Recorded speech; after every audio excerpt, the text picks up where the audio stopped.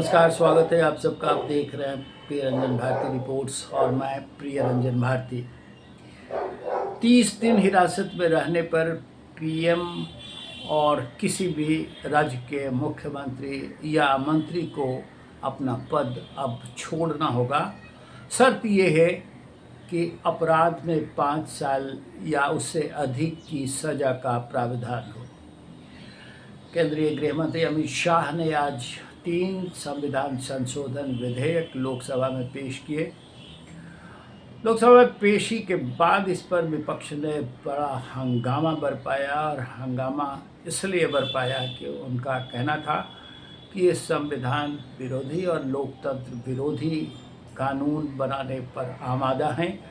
इससे संविधान और लोकतंत्र चकनाचूर हो जाएगा। विपक्ष के हंगामे के दौरान सत्ता पक्ष की ओर खासकर गृह मंत्री अमित शाह पर कागज के गोले फेंके गए। हंगामे के बाद ये संयुक्त संसदीय समिति को ये तीनों बिल विचार के लिए भेज दिए गए। अब मैं आपको विस्तार से बताना चाहूँगा कि ये तीनों संशोधन विधेयक आखिर हैं क्या। जो पहला संशोधन विधेयक है वो 130वां संविधान संशोधन बिल है जो केंद्र और राज्यों पर लागू होगा।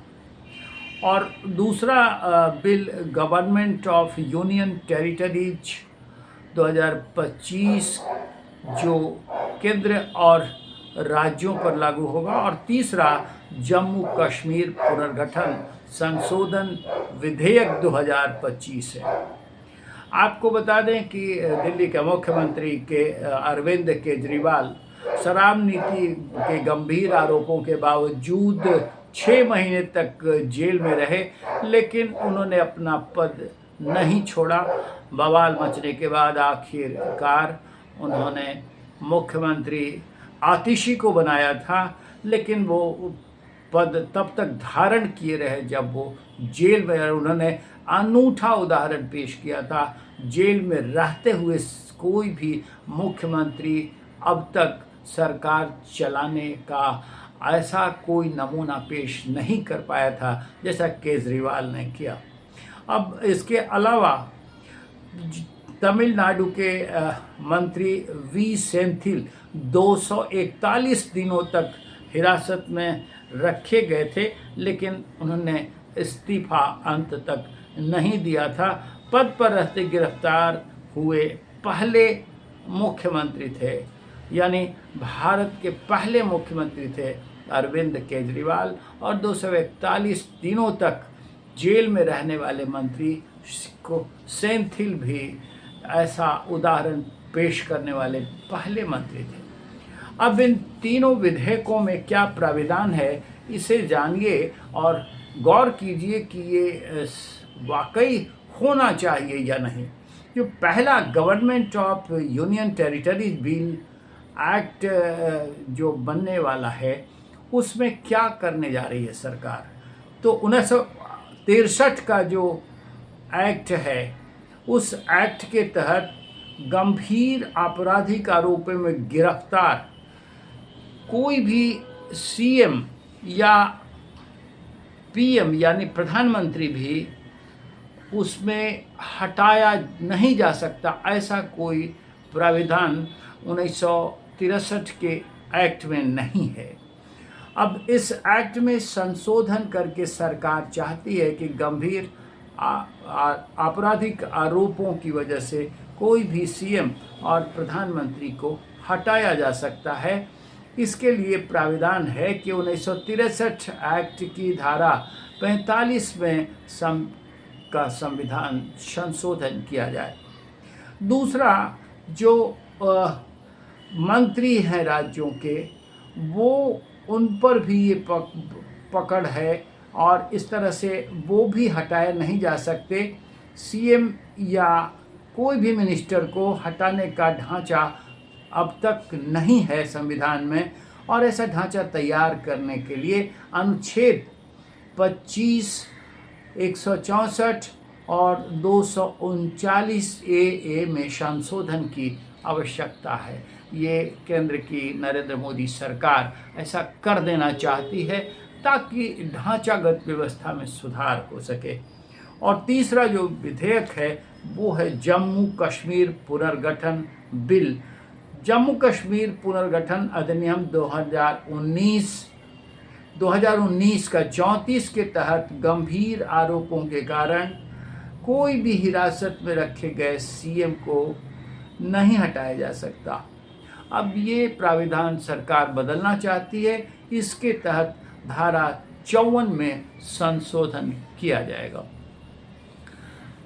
अब आप ज़रा इस पर गौर फरमाइए और अपनी प्रतिक्रियाओं से मुझे इस बात की जानकारी दीजिए कि वाकई केंद्र सरकार ये प्राविधान लाकर सही कर रही है, व्यवस्था को ढांचागत सुधार करना चाह रही है तो सही कर रही है या ये गलत कर रही है।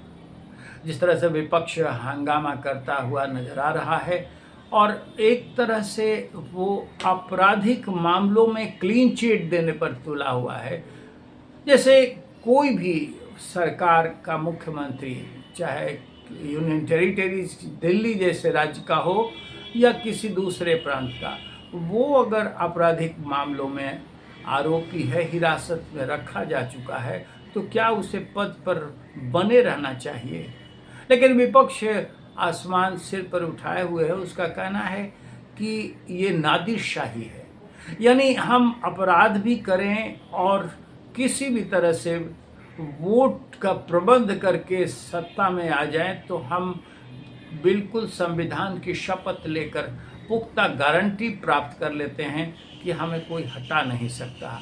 ऐसा ये मोदी सरकार बदलना चाहती है ताकि ढांचागत सुधार हो और व्यवस्था में कहीं कोई लीक नहीं रह जाए, व्यवस्था में कहीं कोई कमी नहीं रहने दी जाए। अगर कोई अपराधी है तो उसे हमेशा हवालात की सज़ा, जेल की सज़ा काटनी चाहिए। वो जब तक उसके आत्मजीवन में सुधार नहीं होता है तब तक वो सार्वजनिक जीवन और वो भी एक बड़े उत्तराधिकार का वहन करने योग्य नहीं होता है।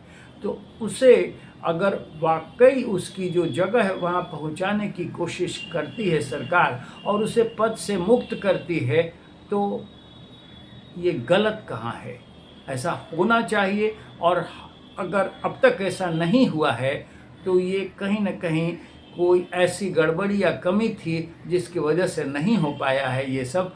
अब ये सरकार अगर करना चाहती है तो मेरा अपना आकलन है कि वो देश हित के लिए एक व्यापक संशोधन होगा और इसका विरोध कर रहा है। जिस तरह से विपक्ष इसके विरोध में आक्रोशित है, उससे लगता है कि विपक्ष भारतीय लोकतंत्र में अभी भी वैसे सुधार की गुंजाइश नहीं रहने देना चाहता है जैसा मोदी सरकार करना चाहती है। इससे भारतीय लोकतंत्र की प्रति दुनिया में एक और ऐसा असर फैलेगा, दुनिया इसे एक नज़ीर की तरह देखेगी कि भारत में ऐसा है, कोई सज़ा याफ्ता है अगर या फिर कोई हिरासत में इतने दिनों तक रह जाता है तो उसे उस पद से मुक्त कर दिए जाने का प्राविधान संविधान में है। और ये वास्तव में दुनिया भर के लिए एक नज़ीर होगी, एक ऐसा उदाहरण होगा जिसे लेकर के दूसरे देश भी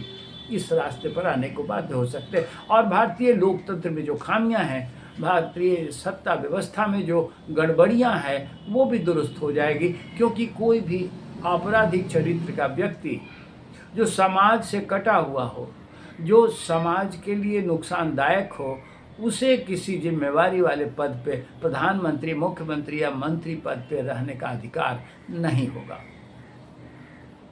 आज के अंक में बस इतना ही। हम आपसे निवेदन करेंगे कि हमारे इस वीडियो पर अपनी प्रतिक्रिया कमेंट बॉक्स में जाकर ज़रूर दीजिए। और हाँ, आपने अब तक हमें सब्सक्राइब नहीं किया है तो प्रियरंजन भारती रिपोर्ट्स को सब्सक्राइब कीजिए, लाइक कीजिए, शेयर कीजिए। फिर मिलते हैं। नमस्कार।